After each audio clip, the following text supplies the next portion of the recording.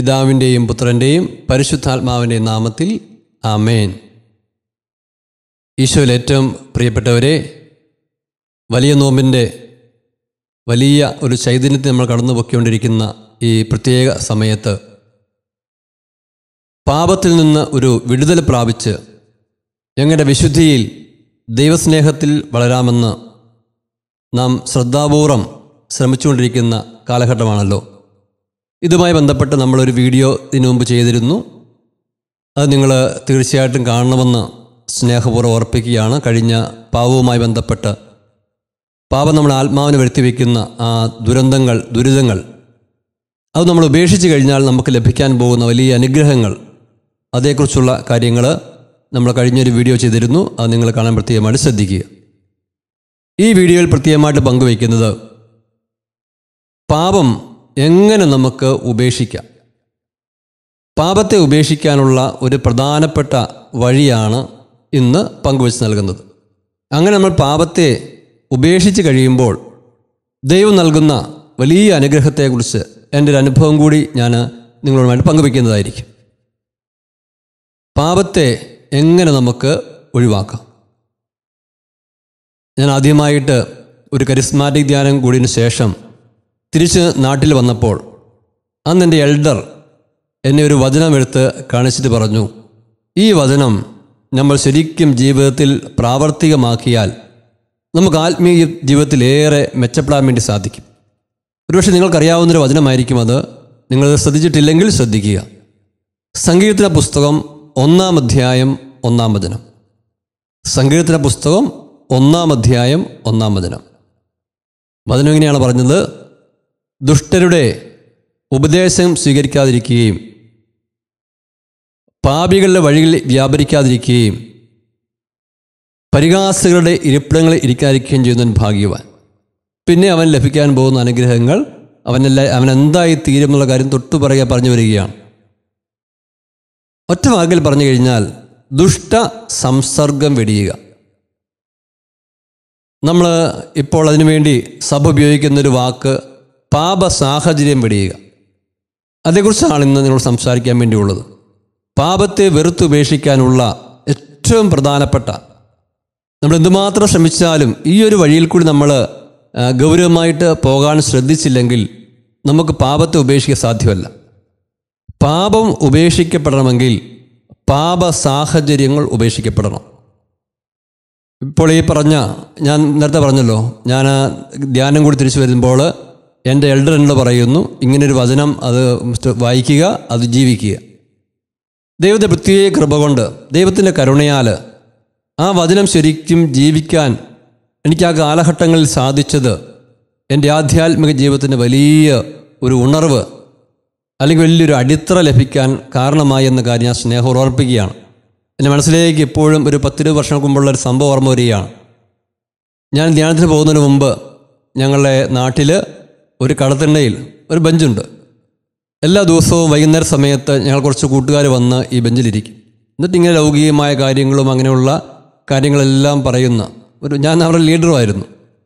ഇഷ്ടംപോലെ ഇങ്ങനെ അവരെ രസിപ്പിക്കുന്ന, സന്തോഷിപ്പിക്കുന്ന, ലൗകികമായ നല്ലതല്ലാത്ത മോശപ്പെട്ട കാര്യങ്ങളൊക്കെ സംസാരിക്കുന്ന ഒരു വേദി.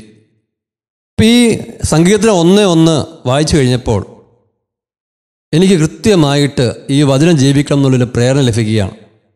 ഞാനൊരു തീരുമാനമെടുത്തു. ഇനി ഒരിക്കലും ഞാൻ ആ ബെഞ്ചിൽ പോയിരിക്കുകയില്ല. ഇനി ഒരിക്കലും ഞാൻ ആ കൂട്ടുകാരുടെ കൂടെ ഞാൻ പോവുകയില്ല. അനേക വർഷങ്ങളായിട്ട് ഒത്തിരിയേറെ ഹൃദയം പങ്കിട്ട സ്നേഹിതരായിരുന്നിട്ടും ദൈവം നൽകിയൊരു പ്രചോദനമനുസരിച്ച് ആ ഒരു കൂട്ടായ്മ, ആ ഒരു സ്ഥലം ഞാൻ പൂർണ്ണമായിട്ട് ഉപേക്ഷിച്ചു. എൻ്റെ പ്രിയമുള്ളവരെ, അതുവഴി ലഭിച്ച അനുഗ്രഹങ്ങൾ പറഞ്ഞിരിക്കാൻ സാധ്യമല്ല. ഒരുപക്ഷെ ഞാൻ വീണ്ടും ആ ബെഞ്ചിൽ പോയിരിക്കുകയോ, ഞാൻ വെറുതെ പറഞ്ഞത്, വെറുതെ പോലും ഞാൻ ഒരിക്കൽ പോലും ആ ബെഞ്ചിൽ പിന്നീട് ഇരുന്നിട്ടില്ല. പിന്നീട് ഞാനൊരു ആ സമയത്തൊക്കെ നന്നായിട്ട് ക്രിക്കറ്റ് കളിക്കുന്ന ഒരു വ്യക്തിയായിരുന്നു, ഒരു ക്രിക്കറ്റ് താരമായിരുന്നു. ഞങ്ങളുടെ ടീമിൻ്റെ ക്യാപ്റ്റനൊക്കെ ആയിരുന്നു ഞാൻ ആ സമയത്ത്. നന്നായിട്ട് കളിക്കാർക്കറിയാം, നന്നായിട്ട് ബാറ്റ് ചെയ്യുന്നു, ബോൾ ചെയ്യുന്നു, അങ്ങനെ ഒരു ഓൾറൗണ്ടർ എന്നൊക്കെ എന്നെ വിളിക്കുന്ന ഒരു സമയം. ഇപ്പോൾ എന്നെ കാണുന്ന സമയത്ത്, ധ്യാനം കൂടി കഴിഞ്ഞ് വന്ന് എന്നെ കാണുന്ന സമയത്തും ഈ കൂട്ടുകാർ പറയും, ബിജു വരണം, ഞങ്ങളുടെ ടീമിനെ നയിക്കണം, എങ്കിലേ ഞങ്ങൾക്ക് വിജയിക്കാൻ പറ്റത്തുള്ളൂ. അപ്പോൾ ഞാനിങ്ങനെ ഒരു വാക്ക് പറയും: തോൽക്കുന്ന ടീമിൻ്റെ നായകനാകുന്നതിനേക്കാൾ നല്ലത് ജയിക്കുന്ന ടീമിൻ്റെ വെറുമൊരു കളിക്കാരനാകുന്നതാണ്. ഞാൻ ഉദ്ദേശിച്ചതാണ്, ഈശോ നയിക്കുന്ന ആ ദൈവരാജ്യത്തിൽ വെറുമൊരു അംഗമായിരിക്കുന്നതാണ് ഈ ലോകരാജ്യത്തിലെ എത്ര ശ്രേഷ്ഠം തോന്നുന്ന കാര്യങ്ങളുടെയും ഒരു ഉയർന്ന സ്ഥാനത്തിരിക്കുന്നതിനേക്കാൾ നല്ലത്. ഞാൻ പിന്നീട് ഒരിക്കലും അത്രമാത്രം ഏറ്റവും മികച്ച കളി കളിച്ചുകൊണ്ടിരിക്കുന്ന സമയത്താണ് തന്നെയും പിന്നീട് ഒരിക്കലും കളിക്കാൻ വേണ്ടി പോയിട്ടില്ല. ഞാൻ പറഞ്ഞു വരുന്നത് എന്താണ്, നമ്മൾ പാപ സാഹചര്യം വിട്ടുപേക്ഷിക്കാൻ വേണ്ടി തയ്യാറെടുത്തില്ലെങ്കിൽ, ഒരു ധീരത കാണിച്ചില്ലെങ്കിൽ നമുക്ക് പാപത്തെ ഉപേക്ഷിക്കാൻ സാധ്യമല്ല. പാപത്തിന് കാരണമാകുന്ന വസ്തു, പാപത്തിന് കാരണമാകുന്ന വ്യക്തികൾ, പാപത്തിന് കാരണമാകുന്ന സാഹചര്യങ്ങൾ എന്ത് വില കൊടുത്തും ചിലപ്പോൾ നമുക്ക് ഒത്തിരി വേദന എടുക്കുമെന്നേ. ശരിക്കും നമുക്കുള്ളിൽ അതിനു മുമ്പ് അതുമായിട്ട് അത്ര അറ്റാച്ച്മെൻറ്റ് ഉണ്ടായിരുന്നത് കൊണ്ട് ശരിക്കും നമുക്ക് വേദന എടുക്കും. പക്ഷേ ശരിക്കും നമ്മൾ വേദനിച്ചിട്ടാണെങ്കിലും പിന്നീട് നമ്മൾ പോയി കിടന്ന് നരകിക്കാനിരിക്കുന്ന നരകത്തിൻ്റെ വേദനയേക്കാൾ എത്രയോ ചെറിയ വേദനയാണിത്. ഇപ്പോൾ നമ്മൾ ക്ഷണികമായ ഈ ഒരു സുഖം ഉപേക്ഷിക്കാൻ വേണ്ടി തയ്യാറെടുത്ത് കഴിഞ്ഞാൽ, കുറച്ച് വേദനിച്ച് കഴിഞ്ഞാൽ നിത്യമായ സുഖം നമുക്ക് അനുഭവിക്കാവുന്നുള്ള ആ ഒരു ബോധ്യവും. അതുകൊണ്ട് പാപത്തെ നമുക്ക് ഉപേക്ഷിക്കണമെങ്കിൽ പാപ സാഹചര്യങ്ങളെ നമ്മൾ വെറുത്തുപേക്ഷിക്കണം. ഇതുമായി ബന്ധപ്പെട്ടൊരു കാര്യം പ്രത്യേകം പറയാൻ വേണ്ടിയുള്ളത്, നമുക്കറിയാം, നമ്മൾ പ്രത്യേകിച്ച് ചില തഴക്കദോഷങ്ങൾ നമ്മൾ സ്ഥിരമായിട്ട് ചില പാപങ്ങളിൽ പെടുന്നു. അങ്ങനെ അനുഭവമുള്ള വ്യക്തികൾ നേരത്തെ തന്നെ പ്ലാൻ ചെയ്യുക, ഇനി അതുപോലൊരു സാഹചര്യം വന്നു കഴിഞ്ഞാൽ, അപ്പോൾ അതുപോലെ ഒരു പാപത്തിൻ്റെ അവസ്ഥ വന്നു കഴിഞ്ഞാൽ ഞാൻ എന്ത് ചെയ്യുമെന്ന് നേരത്തെ തന്നെ പ്ലാൻ ചെയ്യുക. ഒരു ഉദാഹരണം പറഞ്ഞു കഴിഞ്ഞാൽ, ഇപ്പോൾ വൈദികനായ നേരത്തെ ഒരു സെമിനാരിയം ബ്രദറായിരുന്ന സമയത്ത് എൻ്റെ ഒരു കൂട്ടുകാരൻ പറഞ്ഞു കഴിഞ്ഞ് ഓർമ്മിക്കുകയാണ്. അദ്ദേഹത്തിന് അശുദ്ധ പാപത്തിൻ്റെ പ്രലോഭനം കഠിനമായിട്ടുണ്ടാകുമായിരുന്നു. പല പ്രാവശ്യം അദ്ദേഹം ആ പാപത്തിൽ അങ്ങനെ തനിച്ചുള്ള പാപത്തിൽ പെട്ടുപോയി. അങ്ങനെ ഇരിക്കുക അദ്ദേഹത്തിന് ശക്തമായൊരു ഈ പാപത്തെ വെറുത്തുപേക്ഷിക്കാൻ വേണ്ടി ആഗ്രഹം തോന്നി.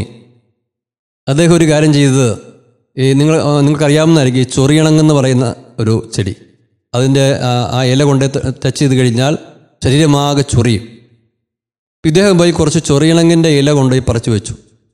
എന്തിനു വേണ്ടിയാണ്? ഇനി അടുത്ത പ്രാവശ്യം അതുപോലെ എന്തൊരു പ്രലോഭനം വന്നു കഴിഞ്ഞാൽ അദ്ദേഹത്തെ സ്പർശിക്കാൻ വേണ്ടിയാണ്. അദ്ദേഹം പിന്നീട് പ്രാവശ്യം ഇങ്ങനെ പ്രലോഭനം ഉണ്ടായി അദ്ദേഹത്തിൻ്റെ ശരീരത്ത് ആ ഇല, അപ്പോൾ എന്താ സംഭവം? ദേഹമാകെ ചൊറിഞ്ഞ് ആകപ്പാടെ മനസ്സ് വേറെ അവസ്ഥയിലേക്ക് മാറുന്നത് കൊണ്ട് ആ പ്രലോഭനമായ ബന്ധപ്പെട്ട കാര്യങ്ങളിലേക്ക് പിന്നെ മനസ്സ് പോകത്തില്ല. ഇങ്ങനെയൊക്കെ ചെയ്യുന്നതിനെക്കുറിച്ചല്ല ഞാൻ പറഞ്ഞു വരുന്നത്. ഞാൻ പറയാൻ ഉദ്ദേശിച്ച കാര്യം, ആശയമാണ് ശ്രദ്ധിക്കേണ്ടത്. അതായത് നമുക്കൊരു പ്രലോഭനത്തിൻ്റെ അല്ലെങ്കിൽ പാപത്തിൻ്റെയൊക്കെ നിരന്തരമായൊരു ഒരവസ്ഥ ജീവിതത്തിലുണ്ടെങ്കിൽ, ഇനി അങ്ങനെ ഒരു അവസ്ഥ വന്നു കഴിഞ്ഞാൽ എന്താണ് ചെയ്യേണ്ടതെന്ന് മനസ്സ് ശാന്തമായിരിക്കുന്ന വിശുദ്ധമായിരിക്കുന്ന സമയത്ത് പ്ലാൻ ചെയ്ത് വെക്കുക ഒരു നല്ല വഴിയാണെന്ന് പറയുകയായിരുന്നു. സുവിശേഷങ്ങൾ വായിച്ചു കഴിയുമ്പോൾ സുവിശേഷങ്ങളിൽ മനോഹരമായ ഒരു കാര്യം ഇതുമായി ബന്ധപ്പെട്ട് ഈശോ ആവർത്തിച്ച് നമുക്ക് പറഞ്ഞു തരുന്നുണ്ട്. ഉദാഹരണത്തിന് സക്കേവൂസിൻ്റെ മാനസാന്തര സംഭവം. നമുക്ക് ആ സംഭവം അറിയാം. ഈശോ ആരെന്ന് കാണാൻ വേണ്ടി ആഗ്രഹിച്ചു. ഈശോ അതിൻ്റെ കുടുംബത്തിലെത്തുന്നു. അതിനുശേഷം നമ്മൾ വായിക്കുന്നത് സക്കേവൂസ് എഴുന്നേറ്റ് പറഞ്ഞു. എൻ്റെ അടുത്ത് സക്കേവൂസ് ഇരിക്കുകയായിരുന്നു, അത് കിടക്കുകയായിരുന്നു. അതൊരു സൂചനയാണ്. സക്കേവൂസിൻ്റെ പഴയ പാപസാഹചര്യം വിട്ടു. പാപസാഹചര്യം വിട്ടു എന്നതിൻ്റെ പ്രതീകമാണ് എഴുന്നേറ്റു. ഇത് മാത്രമല്ല ബൈബിളിലുള്ളത്. ഇതുമായി ബന്ധപ്പെട്ട് ധൂർത്തപുത്രൻ്റെ ഉപമയിൽ ഈശോ ഉപമ പറയുമ്പോൾ, ഈ ധൂർത്തപുത്രൻ പന്നിക്കുഴിയിൽ കടന്ന് അവിടെ ഇങ്ങനെ അനുതാപമുണ്ടാകുന്ന സമയത്ത് അവൻ തനിച്ച് ആത്മഗതം ചെയ്തൊരു കാര്യമുണ്ട്. ഞാൻ എഴുന്നേറ്റ് പിതാവിൻ്റെ അടുത്തേക്ക് പോകും. അതിൻ്റെ അർത്ഥം അയാൾ പന്നിക്കുഴി കിടക്കുകയായിരുന്നു, അല്ല ഇരിക്കുകയായിരുന്നു.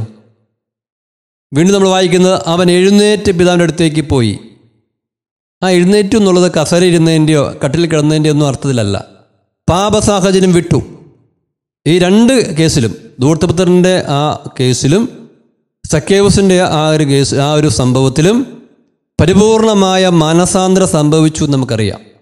നമ്മൾ പരിപൂർണമായ മാനസാന്തരത്തിന്, പാപത്തെ വിട്ടുപേക്ഷിക്കാനുള്ള ആ ഒരു ഊർജം ലഭിക്കുന്നതിന്, അത് പൂർണ്ണമാകണമെങ്കിൽ പാപസാഹചര്യം കൂടി നമ്മുടെ ഭാഗത്തുനിന്നുണ്ടാകണം. കുമ്പസാരം സാധുവാകണമെങ്കിൽ തന്നെ, നമ്മൾ കുമ്പസാരം സാധുവാകണമെങ്കിൽ തന്നെ അത്യാവശ്യമുള്ളൊരു കാര്യമാണ്. നമ്മൾ പാപം ഉപേക്ഷിക്കാൻ വേണ്ടി ആഗ്രഹിക്കുന്നതൊപ്പം തന്നെ പാപ സാഹചര്യത്തെ നമ്മൾ വെറുത്തുപേക്ഷിക്കാനുള്ളൊരു ധീരത കാണിക്കുക എന്നത്. എൻ്റെ ഒരു അനുഭവം കൂടി പറഞ്ഞുകൊണ്ട് ഞാൻ അവസാനിപ്പിക്കാം. ഞാൻ തിരുവനന്തപുരത്ത് വിക്രം സാരാഭായ് സ്പേസ് സെൻറ്ററിൽ അവിടെ അപ്രൻറ്റീസ് ആയ സമയത്ത് 7-8 പേര് ഒരുമിച്ച് താമസിക്കുന്ന, വർഷങ്ങൾക്ക് മുമ്പുള്ള സംഭവമാണ്. 7-8 പേര് ഒരുമിച്ച് താമസിക്കുന്ന ഒരു വീട്ടിൽ ഞങ്ങൾ വാടകയ്ക്ക് താമസിക്കുകയാണ്. ഞാനിങ്ങനെ തീക്ഷ്ണമായൊരു കരിസ്മാറ്റിക് ജീവിതം നയിച്ചുകൊണ്ടിരിക്കുന്ന സമയം, ഒരു വെള്ളിയാഴ്ച ഞാൻ സെക്ഷനിലെ ജോലിയെല്ലാം കഴിഞ്ഞ് വരുമ്പോൾ എൻ്റെ കൂട്ടുകാരൻ പറഞ്ഞു, ജോസ്, എൻ്റെ ഒഫീഷ്യൽ പേര് ജോസ് എന്നാണ്, ജോസേ, നാളെ നമ്മൾ റൂമിൽ വെച്ച് ഒരു പ്രത്യേക പ്രോഗ്രാം നടത്തുന്നുണ്ട്. വളരെ അശുദ്ധമായൊരു പ്രോഗ്രാമാണ്. അപ്പോൾ ജോസ് നിൽക്കുകയാണെങ്കിൽ ജോസിനും പങ്കെടുക്കാം. പക്ഷേ എന്നെ കളിയാക്കാൻ വേണ്ടി പറഞ്ഞതാണ് ആയിരിക്കും, എനിക്കറിഞ്ഞുകൂടാ. എന്തായാലും ഞാനതിൽ പങ്കെടുക്കുകയെന്നുള്ളൊരു ചിന്ത അവർക്കുണ്ട്. കാരണം ഞാൻ ഇങ്ങനെ പ്രാർത്ഥന ഭക്തിയൊക്കെ ആണല്ലോ. പക്ഷേ ഇത് കേട്ട മാത്രമേ എൻ്റെ ഉള്ളിൽ ഭയങ്കര ഭയപ്പാട്. കാരണം നേരത്തെ അങ്ങനെയൊക്കെയുള്ള കാര്യങ്ങൾ ഇഷ്ടപ്പെട്ടിരുന്നൊരു മനസ്സാണ് എനിക്ക് ഉണ്ടായിരുന്നത്. ഇവിടെ നിന്ന് കഴിഞ്ഞാൽ ഞാനിതിനകത്ത് പെട്ടുപോകുമോ എന്നുള്ളൊരു ഭയം. ഞാനങ്ങനെ അങ്ങോട്ടും ഇങ്ങോട്ടും ആലോചിക്കുകയാണ്. ഇവിടുന്ന് ആണെങ്കിൽ എൻ്റെ വീട് മുണ്ടക്കയത്തിനടുത്താണ്. അന്നത്തെ കാലമനുസരിച്ച് വൈകിട്ട് ഒരു 6 മണിക്കൂറെങ്കിലും യാത്ര ചെയ്താൽ മാത്രമേ ബസ്സിന് എനിക്ക് എൻ്റെ നാട്ടിലെത്തത്തുള്ളൂ. ഞാൻ ഈ കാര്യം അറിയുന്നത് വൈകുന്നേരം 4:30 ശേഷമാണ്. ഞാൻ അവിടുന്ന് പുറപ്പെട്ട് കഴിഞ്ഞാൽ തന്നെ വീട്ടിലേക്ക് എത്തുമ്പോൾ തന്നെ പാതിരാതൊക്കെ ആവും. അതിനുശേഷം ബസ് ഇറങ്ങിയിട്ട് 2 കിലോമീറ്റർ ഇരുട്ടത്ത് റബ്ബർ തോട്ടത്തിൽ കൂടി ഞാൻ നടന്നു വേണം വീട്ടിലെത്താൻ വേണ്ടിയിട്ട്. എനിക്ക് അന്നത്തെ കാലത്ത് രാത്രിയിൽ പുറത്തൊക്കെ ഇറങ്ങി നടക്കുന്നപ്പോൾ ഇങ്ങനെ പേടിയുള്ള സമയവുമാണ്. 2 പേടി. ഇവിടെ നിന്ന് കഴിഞ്ഞാൽ നാളെ ഒരു പാപത്തിൽ പെട്ടുപോകുമെന്നുള്ള പേടി. ഇനി ഇവിടുന്ന് പോയി കഴിഞ്ഞാൽ രാത്രി ഇറങ്ങി ഈ ഇരുട്ടത്ത് നടക്കണമെന്നുള്ള ഒരു ഭയം. എന്തായാലും ഒരു ഭയം മറ്റൊരു ഭയത്തെ അതിജീവിച്ചു.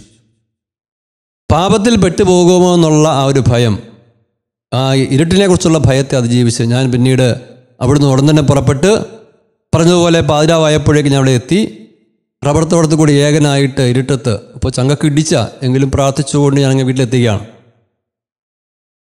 വീട്ടിലെത്തി പിറ്റേ ദിവസം എൻ്റെ ഒരു കൂട്ടുകാരനെ കാണാൻ വേണ്ടി എനിക്ക് പ്രേരണയുണ്ട്. ഞങ്ങളൊക്കെ ചെല്ലുകയാണ്. അവിടെ ചെന്നപ്പോൾ അദ്ദേഹം പറഞ്ഞു, ബിജു വലിയ പുസ്തക വായനക്കാരനാണല്ലോ. എൻ്റെ സഹോദരി കന്യാസ്ത്രീ വന്നു കഴിഞ്ഞപ്പോൾ ഒരു പുസ്തകം കൊണ്ട് തന്നിട്ടുണ്ട്, ബിജു വേണമെങ്കിൽ പുസ്തകം കൊണ്ട് വായിച്ചോളാൻ പറഞ്ഞു. എന്നിട്ട് അദ്ദേഹം ആ പുസ്തകം എനിക്ക് എടുത്തു തന്നു.